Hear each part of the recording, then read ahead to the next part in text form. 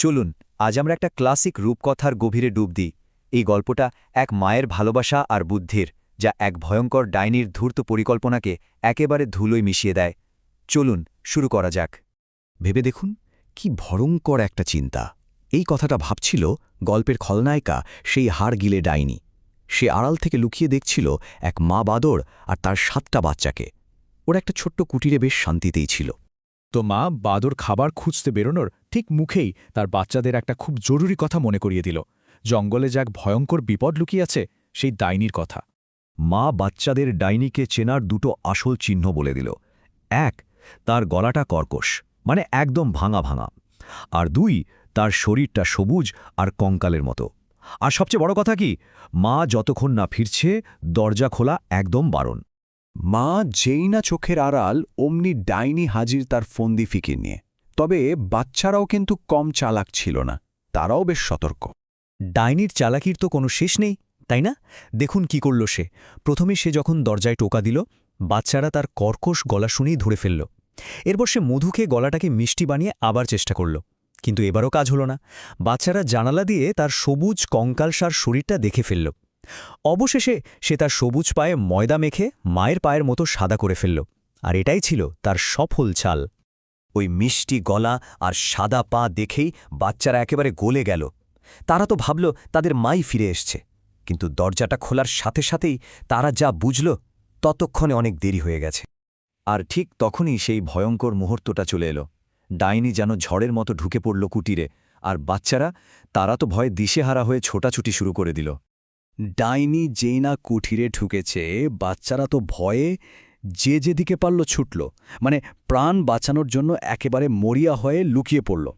কেউ টেবিলের নিচে, কেউ বিছানায়, কেউ রান্নাঘরের চুলার ভেতরে, কেউ বা আলমারিতে, জলের পাত্রে, এমনকি একটা বড় দেওয়াল ঘড়ির ভেতরেও। কিন্তু ডাইনি একে একে 7টা বাচ্চার মধ্যে 6 জনকেই খুঁজে খুঁজে বের করল, আর তারপর আস্ত গিলে ফেলল। শুধু একজন, সবচেয়ে ছোট বাচ্চাটা, সে বেঁচে গেল। কিভাবে?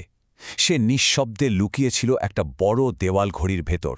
আর ডাইনি, তার তো পেট ভরে গেছে। সে তো মহা আনন্দে কুটির ছেড়ে কাছেই একটা গাছের নিচে ঘুমোতে গেল। সে টেরই পেল না যে তার শিকারদের একজন এখনও বেঁচে আছে।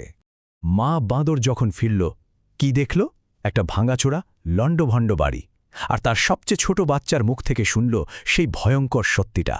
প্রথমে তো মা একেবারে ভেঙে পড়েছিল, কিন্তু সেই শোকটা খুব তাড়াতাড়ি বদলে গেল একটা আগুনে, প্রতিশোধের আগুন আর তার বাচ্চাদের ফিরিয়ে আনার দৃঢ় সংকল্পে। আর মা বাঁদরের পরিকল্পনাটা ছিল, মানে এক কথায় অসাধারণ। দেখুন সে কি করল। প্রথমে সে ঘুমন্ত ডাইনিটাকে খুঁজে বের করল, তারপর খুব সাবধানে কাঁচি দিয়ে তার পেটটা কেটে ফেলল, আর একে একে বাচ্চাদের বের করে আনল। কিন্তু আসল চালটা ছিল এরপর। বাচ্চাদের জায়গায় পেটটা বোঝাই করে দিল ভারী ভারী পাথর দিয়ে, আর তারপর সুই সুতো দিয়ে একেবারে নিখুঁতভাবে সেলাই করে দিল। গোটা পরিবারটা লুকিয়ে পড়ল। এদিকে ডাইনি যখন ঘুম থেকে উঠল, তার শরীরটা কেমন যেন অদ্ভুত ভারী লাগছে, আর গলা শুকিয়ে কাঠ কিসের যেন ভীষণ তেষ্টা পেয়েছে। সে তো কিছুই বুঝতে পারছে না। হাঁটতে গিয়ে পেটের ভেতর থেকে গড়গড় শব্দ। সে ভাবছে, একিরে, পেটের মধ্যে এমন ঘড়ঘড় খড়খড় করছে কেন? এগুলো তো বাদরছানার মতো নরম নয়, একদম পাথরের মতো লাগছে। ওই পাথরের যা ওজন, তাতে হাঁটাই মুশকিল হয়ে পড়ল।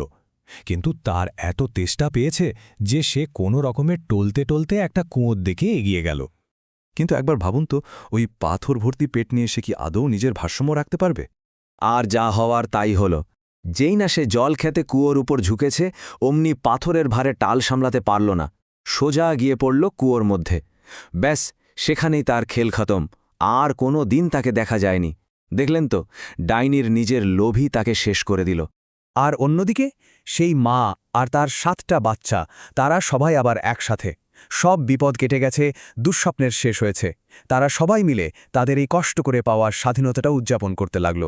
এই গল্পটা একদিকে যেমন মায়ের ভালোবাসার একটা অসাধারণ উদাহরণ, তেমনি কিন্তু আমাদের অন্য একটা কথাও ভাবায়। আচ্ছা, দুষ্টের প্রকৃতিটা ঠিক কি? ডাইনি কি আসলে বোকা ছিল, নাকি তার অতিরিক্ত আত্মবিশ্বাসটাই তার পতনের কারণ হল?